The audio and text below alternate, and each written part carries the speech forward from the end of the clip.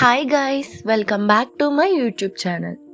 ఈ రోజు నుంచి మనం డీప్ లెర్నింగ్ క్లాసెస్ అనేవి స్టార్ట్ చేయబోతున్నాం. మెషిన్ లెర్నింగ్ క్లాసెస్ మనకి యూనిట్ 1 అనేది అయిపోయింది. R19 రెగ్యులేషన్ ఎంటెక్ వాళ్ళకి. ఇప్పుడు డీప్ లెర్నింగ్ క్లాసెస్ అనేవి ప్యారల్గా మనం నేర్చుకుందాం. ఈ యూనిట్ 1 తర్వాత నేను మెషిన్ లెర్నింగ్ యూనిట్ 2 స్టార్ట్ చేస్తాను. సో దట్ దీన్ని ప్యారల్గా నేర్చుకోవడం వల్ల మనకి ఈ టైప్ ఆఫ్ సబ్జెక్ట్స్ అనేవి మనకి ఈజీగా అర్థమవుతాయి. అండ్ ఆల్సో మనకి రొటీన్గా మెషిన్ లెర్నింగే కాకుండా కొత్తగా డీప్ లెర్నింగ్ కూడా వింటున్నట్టు ఉంటుంది. సో మనం ఆలస్యం చేయకుండా క్లాస్లోకి వెళ్ళిపోదాం. ఈరోజు డీప్ లెర్నింగ్ ఇంట్రడక్షన్ అనేది చూద్దాం. ఫస్ట్ టైం మన ఛానల్ని ఎవరైనా చూస్తున్న వాళ్ళు please do like, share and subscribe. Deep learning అనేది కూడా మనకి machine learning type of language అనమాట. దీంట్లో మనం మెషిన్ లెర్నింగ్లో ఎలా న్యూరల్ నెట్వర్క్స్ చాలా లేయర్స్కి యూస్ చేసామో దీంట్లో డీప్ లెర్నింగ్ కూడా న్యూరల్ నెట్వర్క్స్ అనేవి యూస్ చేస్తాం. సరే, what is neural network? Neural network అనేది it is a type of machine learning algorithm అండి. It inspired by the structure and function of the human brain. Like దీంట్లో మనకి inter connected nodes, neurons అనేవి ఉంటాయి. ఈ nodes ఏం చేస్తాయంటే ఇన్ఫర్మేషన్ని ప్రాసెస్ చేస్తాయి. మనం డేటా నుంచి నేర్చుకోవడం కోసం ఈ ఇన్ఫర్మేషన్ ప్రాసెస్ చేస్తాయి. ఏమైనా టాస్క్స్ పర్ఫామ్ చేయడానికి కోసం ఈ నోడ్స్ అనేవి ఎనేబుల్ చేస్తాయి.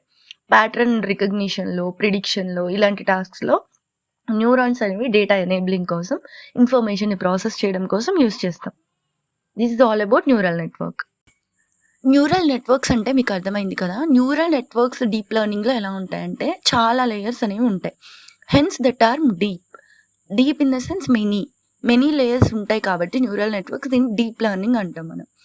దీంట్లో ఈ మోడల్లో కాంప్లెక్స్ ప్యాటర్న్స్ ఉంటాయి. లార్జ్ డేటా సెట్స్ అన్ని లార్జ్, కాంప్లెక్స్, మెనీ. సో ఈ టర్మ్ డీప్కి రిఫర్ చేస్తుంది. సో దీన్ని మనం డీప్ లెర్నింగ్ అంటాం.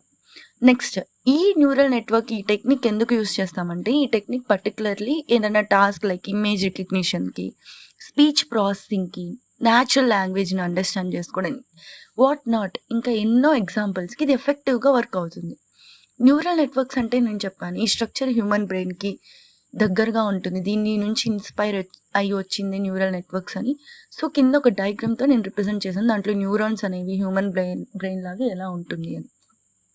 And the human brain it is inspired by the structure of human brain and are composed of layers of interconnected nodes. ఇక్కడ nodes అనేవి చూడండి inter కనెక్టెడ్గా ఉన్నాయి.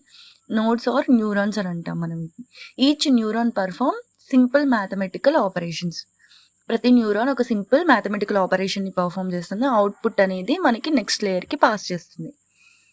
నెక్స్ట్ సెకండ్ గురించి ఏంటంటే మనకి దీంట్లో ఉన్న లేయర్స్.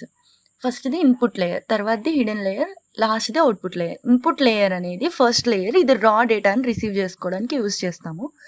సెకండ్ హిడెన్ లేయర్స్లో ఏముంటుందంటే ఇది ఇన్పుట్కి అవుట్పుట్కి మిడిల్లో బిట్వీన్గా ఉన్నదే హిడెన్ లేయర్. అది డేటాని ప్రాసెస్ చేసి ఏదైనా ఫీచర్స్ని అండర్స్టాండ్ చేస్తుంది, లెర్న్ చేస్తుంది. నెక్స్ట్ అవుట్పుట్ లేయర్ అనేది ఫైనల్ రిజల్ట్ని ప్రొడ్యూస్ చేస్తుంది. Example classification label or a regression output. మనకి లేబుల్ క్లాసిఫికేషన్ అనేది మెషిన్ లెర్నింగ్లో చూసాం కాబట్టి మనకి అర్థమవుతుంది. Next activation functions.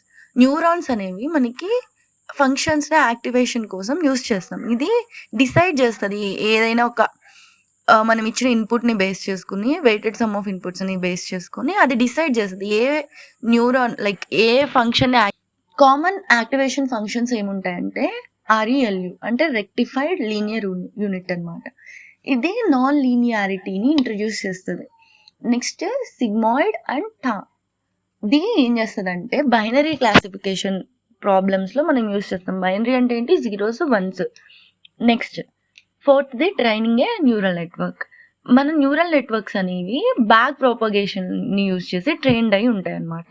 ఈ న్యూరల్ నెట్వర్క్ అనేది మనం ఏం చెప్పుకున్నాం, it's an algorithm.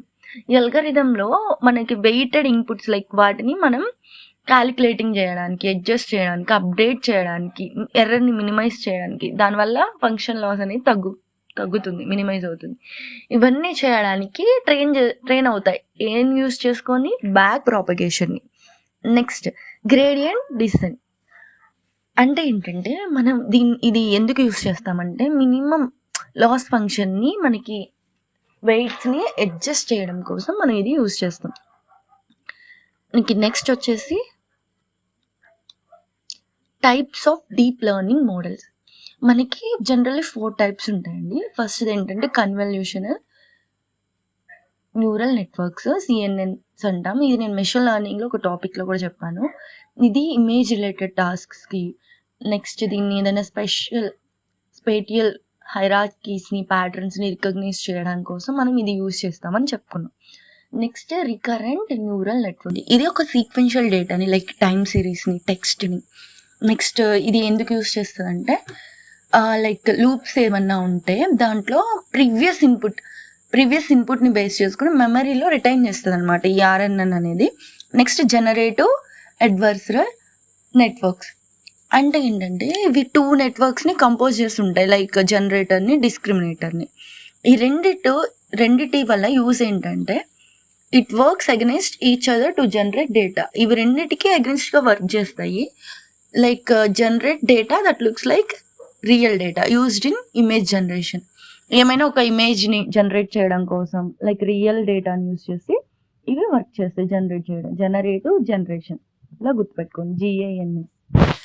Next transformer networks. ఇవి హైలీ ఎఫెక్టివ్ అనమాట. లాంగ్వేజెస్ టాస్క్స్ యూజ్ చేస్తాం మనం. ట్రాన్స్ఫార్మర్స్ అనేవి ఎందుకు యూజ్ చేస్తామంటే attention mechanisms to process sequence of data more efficiently than RNS. Languages task ఇది మెకానిజమ్స్కి లైక్ ప్రాసెస్ సీక్వెన్సెస్లో డేటా మోర్ ఎఫెక్టివ్గా వర్క్ చేయడం కోసం RNN కంటే వీటిని యూజ్ చేస్తాం, transformer networks. Next applications of deep learning. Applications కూడా నేను 5 అప్లికేషన్స్ జనరల్గా తీసుకున్నాను. ఫస్ట్ది ఏంటంటే computer vision, like tasks like image classification, object detection and facial recognition. Computer విజన్లో మనకి ఇమేజ్ క్లాసిఫికేషన్ కోసం, ఆబ్జెక్ట్ డిటెక్షన్ కోసం, ఫేషియల్ రికగ్నిషన్ కోసం మనం డీప్ లెర్నింగ్ అనేది వాడతాము. నెక్స్ట్ సెకండ్ది NLP, న్యాచురల్ లాంగ్వేజ్ ప్రాసెసింగ్.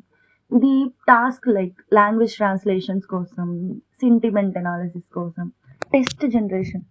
మనకి న్యాచురల్ లాంగ్వేజ్ ప్రాసెసింగ్ ఇప్పుడు అనేది టెక్స్ట్ టు ఆడియో కన్వర్టర్స్ వచ్చేసాయి.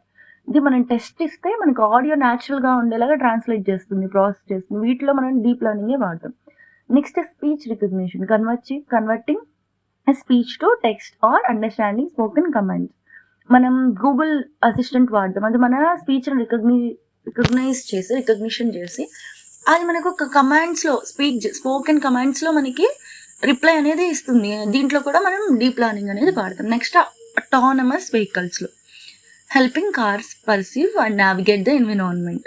ఇప్పుడు అటానమస్ వెహికల్స్ అనేవి మనకి ఎక్కువ యూజ్ అవుతున్నాయి, ఎక్కువ హెల్ప్ అవుతున్నాయి. డీప్ లెర్నింగ్ టెక్నిక్స్ అనేవి వాడి ఈ టెక్నిక్స్ ఎలా హెల్ప్ అవుతున్నాయి అటానమస్ వెహికల్స్లో నావిగేట్ చేయడానికి ఎన్విరాన్మెంట్ కండిషన్స్ని. నెక్స్ట్ హెల్త్ కేర్లో మెషిన్ లెర్నింగ్ ఎలా యూస్ఫుల్ అవుతుందో డీప్ లెర్నింగ్ కూడా అలానే మనకి మెడికల్ ఇమేజెస్ని అనలైజ్ చేయడం కోసం, డిసీజెస్ని డిటెక్ట్ చేయడం కోసం, పర్సనలైజింగ్ ట్రీట్మెంట్ కోసం మనం యూస్ చేస్తాము. This is all about our today's class and thanks for watching. Please to subscribe. మీకు కంటెంట్ నచ్చితేనే షేర్ చేయండి. ఇలాంటి యూస్ఫుల్ కంటెంట్ కోసం మీరు లైక్ చేయండి. Thank you.